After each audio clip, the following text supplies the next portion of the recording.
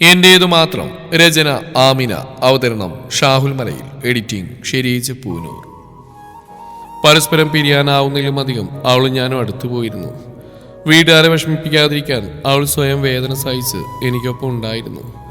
അവളുടെ മനസ്സ് മനസ്സിലാക്കിയതുപോലെയാണ് വരുൺ ഒരിക്കൽ എൻ്റെ അടുത്തേക്ക് വന്നത്. അന്ന് തന്നെയാണ് വീട്ടിലുള്ള വേണിയുടെ മാറ്റവും ഞാൻ അറിയുന്നത്. അവൾ എനിക്ക് എല്ലാമാണ്. നിന്നെക്കുറിച്ച് അന്വേഷിക്കാൻ നിനക്ക് ആരുമില്ല. പക്ഷെ അവൾക്ക് നീ നൽകിയ വാക്കിലും വിശ്വാസത്തില്ല അവൾ നിന്നെ സ്നേഹിക്കുന്നത്. ഞങ്ങൾ വേദനിപ്പിക്കാതിരിക്കാൻ സ്വയം വേദനിക്കുന്നുണ്ട് അവള്. അതെനിക്കറിയാം. ഒരിക്കലും അവളെ നോവിക്കരുത്. നിന്നെ വിശ്വസിക്കാൻ ഞാൻ അവൾക്ക് വേണ്ടി. വരുൺ പറഞ്ഞതും അത് കേട്ട് താൻ ഒരുപാട് സന്തോഷിച്ചു. ആ വിവരം അറിഞ്ഞ് അന്ന് തന്നേക്കാൾ കൂടുതൽ സന്തോഷിച്ച അവളായിരിക്കും. അതവിടെ വാക്കുകളിൽ നിന്ന് താൻ മനസ്സിലാക്കിയതാണ്. സന്തോഷവും സമാധാനമായിട്ട് ഒരുപാട് സ്വപ്നം കണ്ട് ജീവിച്ചതാണ് ഞങ്ങൾ. അതിനിടയിലാണ് ആ സന്തോഷം തകർത്തുകൊണ്ട് കാർത്തിക് അവൻ്റെ പ്ലാൻ നടപ്പിലാക്കിയത്. ഞാനൊന്ന് വ്യാജേന അവളെ തെറ്റിദ്ധരിപ്പിച്ച് വേണി ആളൊഴിഞ്ഞിടത്തേക്ക് വിളിച്ചു വരുത്തി. അവിടെ എത്തിയിട്ട് എന്നെ കാണാതെ എൻ്റെ നമ്പറിലേക്ക് അവൾ വിളിച്ചിരുന്നു. ഞാൻ വിളിച്ചു എന്നൊക്കെ അവൾ പറയുന്നത് കേട്ടപ്പോൾ എന്തോ സംഭവിക്കാൻ പോകുന്നതെന്ന് തോന്നില്ല അവളുള്ളിടത്തേക്ക് ഞാൻ ഇറങ്ങി. അവിടെ എത്തുമ്പോൾ ഞാൻ കണ്ട കാഴ്ച എൻ്റെ വേണിയുടെ അവസ്ഥ. ആ ഓർമ്മയിൽ അവൻ്റെ കണ്ണുകൾ നിറഞ്ഞൊഴുകി. പാതി ജീവനിലെ മറ്റൊരാളുടെ സഹായത്തോടെ അവളെ ഹോസ്പിറ്റലിൽ എത്തിച്ചിരുന്നെങ്കിലും അവൾ എന്നെ വിട്ടു പോയിരുന്നു. ആ വേദനയിൽ അവൾ പറഞ്ഞ അവൻ്റെ പേരായിരുന്നു. അവളുടെ മരണവാർത്ത അവളെ സ്നേഹിക്കുന്നതിന് മുഴുവൻ തകർത്ത് കളഞ്ഞു. വരുണിന് അച്ഛനെ നഷ്ടമായി. അമ്മ മരണത്തോട് മല്ലടിച്ച് ജീവിതത്തിലേക്ക് തിരിച്ചു വന്നു. കാർത്തികിനെതിരെ പോരാടാൻ ഇറങ്ങിയ വരുണിനെ കാർത്തിക് ഭ്രാന്തനായി മുദ്രകുത്തി. ഹോസ്പിറ്റലായിരുന്ന വരുണിൻ്റെ വാക്കുകളിലൂടെയാണ് കാർത്തികിനൊപ്പം കൂടി കാർത്തികിനെ കൊല്ലാനുള്ള തീരുമാനം ഞാൻ എടുത്ത്. അതിനിടയിൽ പലതും അവൻ ചെയ്തു കൂട്ടിയിരുന്നു. എല്ലാത്തിനും അവസരം നോക്കി നടക്കുകയായിരുന്നു ഞാൻ. അവസരം കിട്ടിയപ്പോൾ അവനൊപ്പം ഞാൻ കൂടി അവൻ്റെ നിലവാരത്തിലേക്ക് താഴേണ്ടി വന്നു. എനിക്ക് അന്ന് അവനെ കൊല്ലാനുള്ള അവസരം തേടി നടക്കുകയായിരുന്നു ഞാൻ. പഴയ ഓർമ്മകളിൽ കൂടെ സന്ദീപ് സഞ്ചരിച്ചു കഴിഞ്ഞതും അവൻ്റെ ഉള്ളിൽ കാർത്തികിനോടുള്ള പക ഉയർന്നു പൊങ്ങി. വരുണിൽ നിന്ന് സന്ദീപിനെ കുറിച്ച് അറിഞ്ഞു കേട്ടതും ആദിക്കും ആനന്ദിന് അവൻ്റെ അവസ്ഥയോർത്ത് വല്ലാത്ത വേദന തോന്നി. ഇനി അവൻ്റെ ആയുസ് നീട്ടിക്കൊടുക്കേണ്ട ആവശ്യമില്ല സന്ദീപ്. വേദനയ്ക്ക് മേൽ വേദന അവൻ അനുഭവിക്കണം. ആനന്ദ് പറഞ്ഞു. സന്ദീപ് അത് കേട്ട് അകത്തേക്ക് നടന്നു. ആനന്ദ്, ഞാനിപ്പോൾ പറഞ്ഞ് അവനും ഞാനും എൻ്റെ പെങ്ങളും തമ്മിലുള്ള ബന്ധം മാത്രമാണ്. അതിലും വലിയ മറ്റൊരു വേദന ഇപ്പോഴും അവൻ്റെ ഉള്ളിലുണ്ട്. ആ വേദന മാറ്റാൻ നിനക്ക് മാത്രമേ കഴിയൂ. വരുൺ പറഞ്ഞതും ആനന്ദ് ആദ്യം നോക്കിയിട്ട് വരുണിനെ നോക്കി. ഞാനെന്ത് ചെയ്യണം? പറയാം. അത് ഇവൻ പറയും. ഇപ്പോൾ വരുൺ ആവും പറഞ്ഞ് അകത്തേക്ക് പോയതും അവരും അകത്തേക്ക് നടന്നു.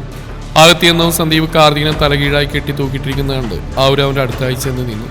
കാർത്തിക് വേദന കൊണ്ട് പൊളയുകയായിരുന്നു. സന്ദീപ് അവൻ്റെ മുഖത്തേക്ക് വെള്ളം ആഞ്ഞൊഴിച്ചതും അവൻ പിടഞ്ഞുകൊണ്ട് തലകുടയാൻ ശ്രമിച്ചു. എന്തിനാണ് എന്നിട്ട് ഇങ്ങനെ കൊല്ലാകൊല ചെയ്യുന്നത്? അതിന് മാത്രം നിന്നോട് എന്താണ് ഞാനൊക്കെ ചെയ്ത്? കാർത്തിക് വേദനയിൽ അവൻ്റെ അമർഷം തീർത്തുകൊണ്ട് ചോദിച്ചു. നിനക്കറിയില്ലല്ലേ നീ എന്നോട് എന്തൊക്കെയാ ചെയ്തെന്ന്? അറിയില്ലല്ലേടാ നിനക്ക്? സന്ദീപ് അവരുടെ ദേഹത്ത് കത്തിക്കൊണ്ട് പറഞ്ഞുകൊണ്ട് ചോദിച്ചു. കാർത്തിക് അലറി വിളിച്ചു. നിനക്ക് ഓർമ്മയുണ്ടോടാ എൻ്റെ പേര് പറഞ്ഞ് വിളിച്ചു വരുത്തിയ ഒരു പെണ്ണിനെ പിച്ച് ചീന്തി കൊന്നത്? ഒരു ദയ പോലും കാട്ടാൻ നീ കൊന്ന ഓർമ്മയുണ്ടോടാ നിനക്ക്? സന്ദീപ് കത്തിക്കൊണ്ട് വീണ്ടും പറഞ്ഞു. ഞെട്ടലിനൊപ്പം തന്നെ വേദന കൊണ്ട് അവൻ അലറുകയായിരുന്നു. ഇതുപോലെ ആയിരുന്നില്ലടാ അന്ന് അവളും കരഞ്ഞിരിക്കുക. ഒരൽപ്പം കനിവതി അവളോട് കാട്ടിയോ? എന്റെ ജീവനെയാണോ നീ അന്ന് കൊന്നിന്ന്? സന്ദീപിന്റെ ജീവനെയാണ് നീ അന്ന് ഇല്ലാതാക്കിയത്. ആരോരില്ലാത്ത എനിക്ക് ദൈവം എല്ലാമായിട്ട് എന്റെ മുമ്പിലെത്തിച്ച അവളെ നീ കൊന്നില്ലടാ നായേ. സന്ദീപ് കരഞ്ഞുകൊണ്ട് ദേഷ്യത്തിൽ കാർത്തികിന്റെ ദേഹത്തെ കത്തിക്കൊണ്ട് വീണ്ടും മുറിവുണ്ടാക്കിയതും അവൻ നിലവിളിക്കുകയായിരുന്നു. നിന്നെ ഇങ്ങനെ ഒരു അവസരത്തിൽ കിട്ടാൻ വേണ്ടിയാടാ അന്ന് നിന്നോടൊപ്പം ഞാൻ കൂടിയത്. അതിന് ലച്ചൊരു കാരണം മാത്രമായിരുന്നു. നീ എന്തൊക്കെയാടാ ലച്ചുവിനെ കുറിച്ച് എന്നോട് പറഞ്ഞ്? ഒരു പെണ്ണിനെ കുറിച്ച് പറയുന്നതിലും തരം താഴ്ന്ന രീതിയിലല്ലേടാ നീ അവളെ കുറിച്ച് പറഞ്ഞ്.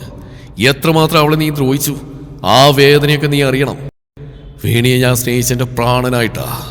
നിനക്ക് മുമ്പിൽ നിന്നെ എൻ്റെ കൈ കിട്ടാൻ വേണ്ടി ഞാൻ സ്നേഹിച്ച് അവളുടെ ശരീരത്തെയായിരുന്നു നിന്നോട് പറയേണ്ടി വന്നെങ്കിൽ ഓരോ നിമിഷവും ഉരുകുരുകി തീരുകയാണ് ഞാൻ. പക്ഷെ ഇന്ന് ഈ ലോകത്ത് ആരെക്കാളും കൂടുതൽ സന്തോഷിക്കുന്ന എൻ്റെ വേണിയുടെ ആത്മാവായിരിക്കും. അത് നിന്റെ ഈ അവസ്ഥ കണ്ടിട്ട് എത്ര പേരെയാടാ നീ കൊന്ന്? നീയൊക്കെ ഒരു മനുഷ്യനാണോ? നിനക്ക് ജന്മം നൽകിയ നിന്റെ അച്ഛനും അമ്മയും അവർ സത്യത്തിൽ മാതാപിതാക്കളാണോ? മനുഷ്യരാണോ? സന്ദീപ് അവന്റെ മുഖത്തേക്ക് ആഞ്ഞു തുപ്പിക്കൊണ്ട് പറഞ്ഞു. നിനക്കറിയോ, നിനക്കൊപ്പം കൂടും മുമ്പ് തന്നെ നിന്നെ കുറിച്ചുള്ള എല്ലാം ഞാൻ അറിഞ്ഞതാ. എന്റെ പെണ്ണിനെ നീ തൊട്ട ദിവസം മുതൽ നിന്നെ കുറിച്ച് അന്വേഷിക്കായിരുന്നു. നീ പഠിച്ചിടം മുതൽ നീ ചെയ്തു കൂട്ടിയ എല്ലാ വൃത്തികളും മനസ്സിലാക്കിയതാ ഞാൻ. നിന്നിൽ നിന്ന് എന്റെ വേണിയെ സംരക്ഷിക്കാൻ നോക്കിയിട്ട് പോലും നീ അവളെ എന്റെ പേരിൽ വിളിച്ചു വരുത്തി. നീ ചെയ്ത തെറ്റിന് മരണത്തിൽ കവിഞ്ഞ ഒരു ശിക്ഷയുമില്ലടാ. അത്രയ്ക്ക് നീചനാ നീ. നിന്റെ ശാപം കണ്ട് ഹൃദയം പൊട്ടി മരിക്കണം നിന്റെ അച്ഛനും അമ്മയും. ലച്ചുവിനെ കുറിച്ച് അവൻ പറഞ്ഞു മുഴുവൻ എന്റെ മുമ്പിൽ വെച്ചാ. അതൊന്നും ഒരിക്കലും മറക്കാനിക്കാവില്ല. നിന്നിൽ നിന്ന് ഓരോ വട്ടം അവളെ സംരക്ഷിച്ച ഞാൻ തന്നെയാടാ. നീയും നിന്റെ തന്തയും മറഞ്ഞു നിൽക്കുന്നവനെ തേടി അറിഞ്ഞപ്പോ അടുത്ത് നിന്നവനാണെന്ന് മനസ്സിലാക്കാൻ നിനക്കൊന്നും ആയില്ല. അവിടെയാടാ ഞാൻ ജയിച്ചത്. അന്ന് ബാറിൽ വെച്ച് നിന്നെ തലക്കടിച്ച മറ്റാരുമില്ല, ഈ ഞാൻ തന്നെയാ നിന്നെ ഇഞ്ചിഞ്ചായി കൊല്ലാൻ വേണ്ടി. പക്ഷെ നീ രക്ഷപ്പെട്ടു. ഇനി നിനക്ക് രക്ഷയില്ല. എന്റെ സ്വപ്നങ്ങളാ നീ കാരണം തകർന്ന്. ഒരു കുടുംബം മുഴുവനാ ഇതിന്റെ വേദനയൊന്നും അനുഭവിക്കുന്നത്. ജീവിതത്തിൽ എനിക്ക് ആശയോ ആത്മവിശ്വാസം തന്നവളെയാ നീ. സന്ദീപ് പൂർത്തിയാക്കാനാവാതെ കരഞ്ഞുകൊണ്ട് അവന്റെ ദേഹത്തേക്ക് ആഞ്ഞു കുത്തി. ആരുമില്ലാത്ത എനിക്ക് ജീവിതം എന്ന വലിയ ലോകം തുറന്നാണ് അവള്. അറിവ് വച്ച ശേഷം ആരിൽ നിന്ന് ഒരല്പം സ്നേഹം എന്താണെന്ന് അറിഞ്ഞിട്ടില്ല ഞാൻ. ഒരു തലോടൽ ആശിച്ച ഒരുപാട് ദിവസങ്ങൾ ഉണ്ടായിട്ടുണ്ട്. നഷ്ടം അതോർത്തോർത്ത് കരഞ്ഞ് തളർന്നുറങ്ങിയ ദിനങ്ങളുണ്ട്. സങ്കടം വരുമ്പോ പങ്കുവെക്കാൻ ഒരാൾ ആഗ്രഹിച്ചിട്ടുണ്ട് ഞാൻ. അവിടെയെല്ലാം വിടവ് നികത്തിയവൾ എന്റെ വേണി. ആരെയും നോവിക്കാൻ ആഗ്രഹിക്കാത്തൊരു പെണ്ണായിരുന്നു അവള്. എല്ലാവരുടെയും സന്തോഷം മാത്രം ആഗ്രഹിച്ച് ജീവിച്ചവള്.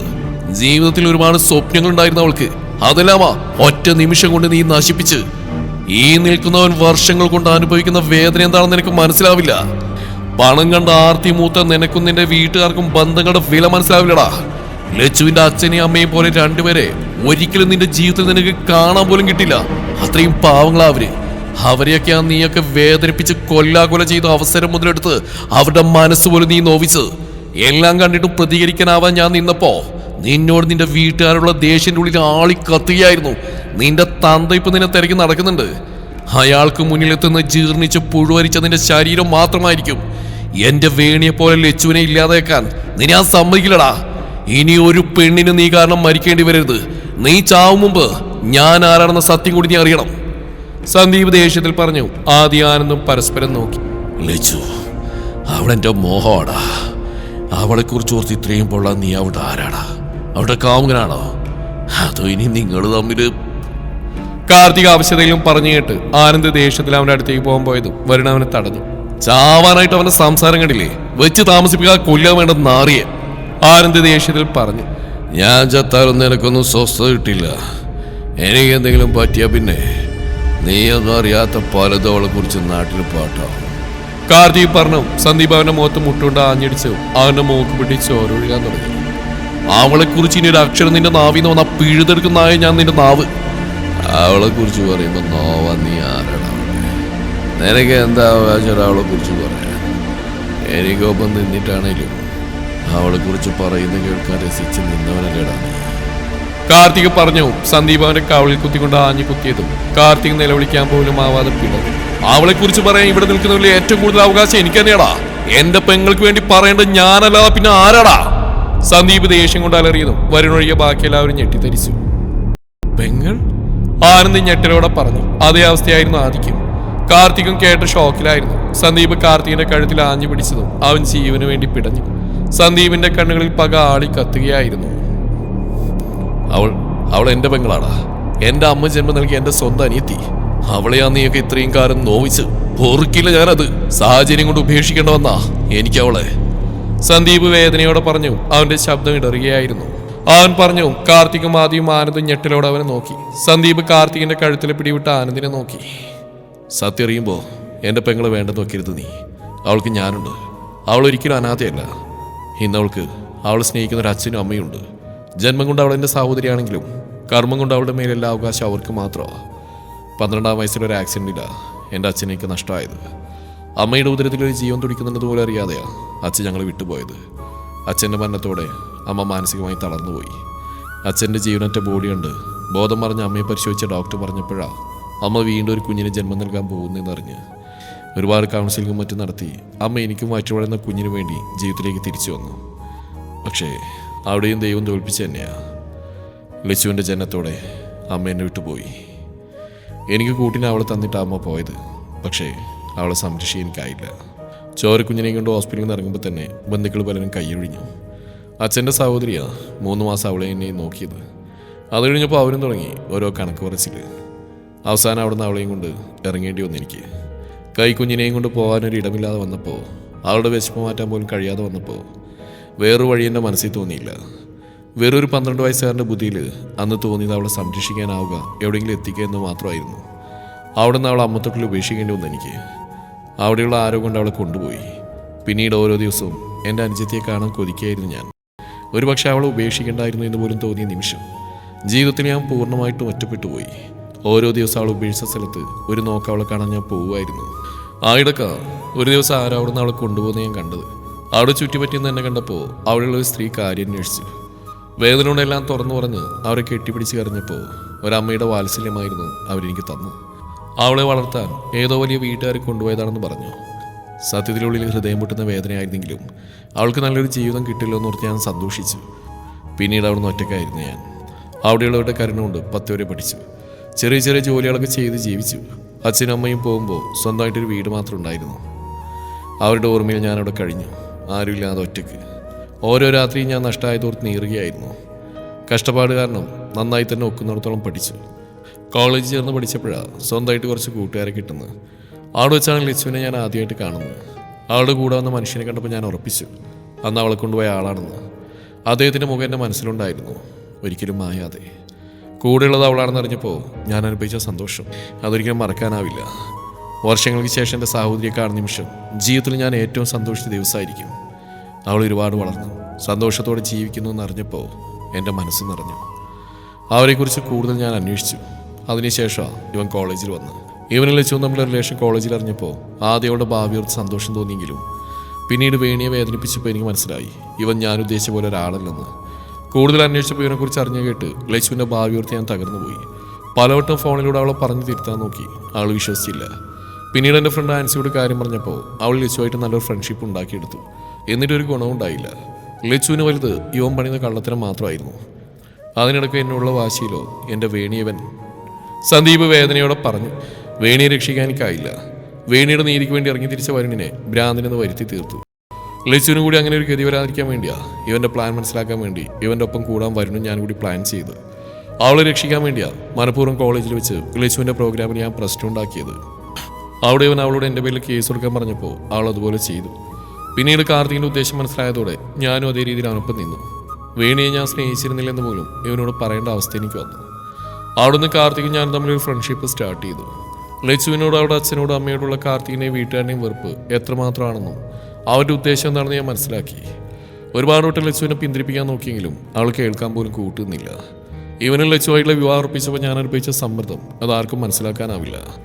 ഇവൻ്റെ മുഖം അവൾക്ക് മുമ്പിൽ കാണിക്കാൻ വേണ്ടിയാ അന്ന് സർപ്രൈസ് എന്ന് പറഞ്ഞ് ലച്ചുവിനെ വിളിച്ച് ഞാനാ. ഇവനുള്ളിടത്തേക്ക് അവളെ സുരക്ഷിതമായി എത്തിച്ചതും ഞാൻ തന്നെയാ. കാർത്തികിൻ്റെ മുഖം അവൾ തിരിച്ചറിഞ്ഞപ്പോൾ ഏറ്റവും അധികം സന്തോഷിച്ച് ഞാനാ. ഇവൻ പറഞ്ഞു കേട്ടെന്ന് ലച്ചുവിനെ പിടിക്കാൻ ചെന്നപ്പോൾ അവൾ എന്നെ എന്തെങ്കിലും ചെയ്യുമെന്ന് എനിക്കറിയായിരുന്നു. ഞാൻ വിചാരിച്ച പോലെ ലച്ചുവിൻ്റെ തലയിൽ ഫ്ലവർ വേസ് വെച്ച് അടിച്ചു. അന്ന് അടികൊണ്ട് ബോധം പോയതുപോലെ ഞാൻ അഭിനയിച്ച് അവളുടെ രക്ഷയ്ക്ക് വേണ്ടിയാ. അവിടുന്ന് ഇറങ്ങി ഓടി ലച്ചു നിന്റെ മുമ്പിലേക്കാണ് എത്തിയെന്ന് പിറ്റേ ദിവസം തന്നെ ഞാൻ അന്വേഷിച്ചറിഞ്ഞു. നിന്നെക്കുറിച്ചും നിന്റെ വീട്ടുകാരെ കുറിച്ചൊക്കെ ഞാൻ അന്വേഷിച്ചു. നിങ്ങളെക്കുറിച്ച് അന്വേഷിച്ചപ്പോൾ എനിക്കും സമാധാനമായി. പിന്നീട് നിന്റെ സഹോദരിമാർക്ക് ലച്ചു ഷോപ്പിംഗ് പോയ ദിവസം ഇവൻ്റെ അമ്മ സ്ത്രീ അവളെ കണ്ടറിഞ്ഞപ്പോൾ ഇവൻ ആദ്യം പറഞ്ഞ എന്നോടാ. അന്ന് അവിടെ വെച്ച് ലച്ചുവിനെ രക്ഷിക്കാൻ ആൻസി അയച്ച ഞാനാ. വിശ്വസിക്കാൻ കഴിയുന്ന മറ്റാരും എനിക്കൊപ്പം ഇല്ലായിരുന്നു. അന്ന് ആനന്ദിന് സംഭവിച്ച ആക്സിഡന്റ് സത്യത്തിൽ ഞാൻ കാരണം ഉണ്ടായതാ. സന്ദീപ് പറഞ്ഞു. ആനന്ദ് ഞെട്ടി അവനെ നോക്കി. അതെ ആനന്ദ്, സത്യത്തിൽ അങ്ങനെ ഒരു ആക്സിഡന്റ് ഉണ്ടാകുമെന്ന് കരുതിയതല്ല. ആ സ്ഥലത്ത് വെച്ച് ഞാൻ അയച്ച ആൾക്കാരെ കാണുമ്പോൾ ഇവൻ തിരികെ പോകുമെന്ന് ഞാൻ കരുതി. പക്ഷെ അവരെത്താൻ വൈകിയതുകൊണ്ട് മാത്രമാണ് നിനക്കന്ന് ആക്സിഡന്റ് ഉണ്ടായത്. എൻ്റെ കൂട്ടുകാർ തന്നെയാണ് നിന്നെ ഹോസ്പിറ്റലിൽ എത്തിച്ച നിനക്കൊപ്പം ലച്ചുവാണ് നിൽക്കുന്ന അറിഞ്ഞപ്പോൾ ഇവനെ ഭയന്ന് അവിടെ പുറകെ വരുണിനെ പറഞ്ഞയച്ചും ഹോസ്പിറ്റലിൽ അവളെ ഫോളോ ചെയ്തും വരുൺ തന്നെയാണ്. അച്ഛൻ്റെയും നിന്റെ സഹോദരിമാരുടെയും മിസ്സിങ് വരുണിനെ അറിയിച്ചില്ല ഞാനാണ്. അച്ഛനെ അവരെ രക്ഷിക്കാൻ അവരുള്ള സ്ഥലം ഇവൻ്റെ ഫോൺ കോളിൽ നിന്ന് ഞാൻ മനസ്സിലാക്കിയത്. അച്ഛനെ രക്ഷിച്ച ദിവസം ഇവൻ്റെ കൂട്ടാളികളെ ഉപദ്രവിച്ച് ഞാനാ. വരുൺ എനിക്കൊപ്പം സഹായിയായിട്ടുണ്ടായിരുന്നു. അതിലൊരുത്തനെ കൊന്നു ഞാനാ. അതാർക്കും മുമ്പിൽ ഏറ്റു പറയാൻ തയ്യാറാ. പക്ഷെ അന്ന് നിങ്ങളിൽ നിന്ന് മനഃപൂർവ്വം ഞാൻ മാറിയെന്ന വിവാഹ ദിവസം ഇവൻ ജീവനോട് ഉണ്ടാവുമെന്ന് ഞാൻ ആഗ്രഹിച്ചു. തറയിന്ന് കുടിച്ച് ബോധം പോയി ഇവനെ തല്ലിക്കൊല്ലാൻ ആളെ വിട്ടാൽ ഞാൻ അവിടെ ഇവൻ രക്ഷപ്പെട്ടു. വിവാഹ ദിവസം എല്ലാവർക്കും മുമ്പിലിട്ട് ഇവനെ തല്ലിക്കൊല്ലാൻ വന്നാൽ ഞാൻ അവിടെ. അപ്പോഴേക്കും നിങ്ങളവിടെ എത്തിയിരുന്നു. എൻ്റെ പെങ്ങളെ രക്ഷിക്കാൻ അവൻ്റെ കൂടെ കൂടിയല്ലാതെ വേറെ വഴി എനിക്കില്ലായിരുന്നു. അവസാന ലക്ഷ്യത്തിലേക്ക് തന്നെ ഞാൻ എത്തി. ഇവനെ ഞാൻ ജീവനോട് വിടില്ല. സന്ദീപ് അതും പറഞ്ഞുകൊണ്ട് കാർത്തികിനെ നോക്കിയതും അവനെല്ലാം കേട്ട് ഞെട്ടിത്തരിച്ച് നിൽക്കുകയാണ്. സന്ദീപിന്റെ നോട്ടം ആനന്ദിന്റെ മുഖത്തേക്കാക്കി. ലച്ചു ആരാണെന്നുള്ള സത്യം നീയെങ്കിലും അറിയണം. ഇത്രയും നാൾ കൺമുമ്പിലുണ്ടായിട്ടും ഒന്ന് ചേർത്ത് പിടിക്കാൻ അവളെ ആശ്വസിപ്പിക്കാനൊന്നും എനിക്കായിട്ടില്ല. ഇവനെ പോലെ എന്നെ അവൾക്ക് പേടിയും വെറുപ്പുവാ, അതെനിക്കറിയാം. ലച്ചു ആരാണെന്നുള്ള സത്യം മുതലെടുത്തുകൊണ്ടാ ഇവനെ ഒരു വീട്ടുകാർ ഇത്രയും നാൾ അവരെ വേദനിപ്പിച്ച്. ഇതൊക്കെ അച്ഛനും അമ്മയും സഹിച്ചതും. ഒരിക്കലും നീ അവളെ കൈവിടരുത്. ഇതെന്റെ യാചനയാ. സന്ദീപ് കരഞ്ഞുകൊണ്ട് ആനന്ദിന്റെ കയ്യിൽ പിടിച്ച് പറഞ്ഞതും ആനന്ദ കേട്ട് സന്ദീപിന്റെ തോളിൽ പിടിച്ചു. ഇത്രയും വലിയ സത്യം അവളുടെ ജീവിതത്തിൽ ഉണ്ടായിരുന്നു എന്ന് ഞങ്ങൾ അറിഞ്ഞിട്ടില്ല. പലപ്പോഴും തോന്നിയിട്ടുണ്ട് ഇവനെയും എൻ്റെ വീട്ടുകാരെന്തിനാ അവർ സഹിക്കുന്നെന്ന്. പക്ഷേ ഇത്രയും വേദന ഉള്ളിലുണ്ടാവുമെന്ന് കരുതിയില്ല. അവൾ ആരാണെന്ന് അറിയുമ്പോൾ ഉപേക്ഷിച്ചു പോകാൻ ഞാൻ കാർത്തികല സന്ദീപ്. ഞാൻ സ്നേഹിച്ച അവളെയാ, അവളുടെ മനസ്സാ. അതുകൊണ്ട് ഇതൊന്നും അവൾ വേണ്ട നോക്കാനൊരു കാരണമല്ല. പക്ഷെ ലച്ചു ഇതൊക്കെ അറിയുമ്പോൾ തുടരും ഈ കഥയുടെ ബാക്കി ഭാഗം നാളെ ഇതേ സമയം.